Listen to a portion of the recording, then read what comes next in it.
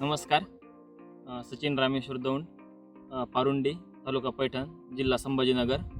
मी ह्या भागामध्ये जवळपास 2 वर्षापासून ॲव्हन्यूट्रिक्स वापरतो. आता याच्या आधी माझं BSc ॲग्री झालेली, त्याच्यानंतर कंपनी करण्याऐवजी मी डाळिंब शेती करायला लागलो. 2 वर्षापासून याला ॲव्हन्यूट्रिक्स वापरतो. असंच व्हिडिओमध्ये ऐकलं होतं. आहे त्याचे 100% क्वालिटी. आज माझ्या हातात जे फळ आहे हे मी एकदम बागातलं छोटं फळ काढलं, असं काही नाही का मोठं काढलं म्हणून.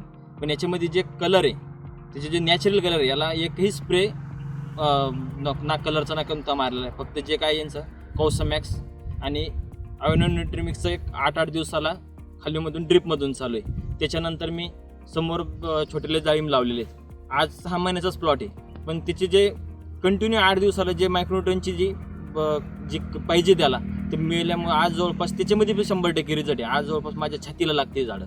अवघे 6 महिन्याचा प्लॉट आहे 100% रिझल्ट आहे. त्याचे जे पाहिजे त्याला. आता 2 वर्षापासून मी एकही दाना मायक्रोटनचा वापरला ना. डोसमध्ये वापरतो ना वॉटर सोल्युबलमधून खाली दिलेला आहे. फक्त त्याच्या स्टेजनुसार शेवटच्या महिन्यामध्ये हार्वेस्टिंगच्या आधी 1 महिना बंद करावं लागतं.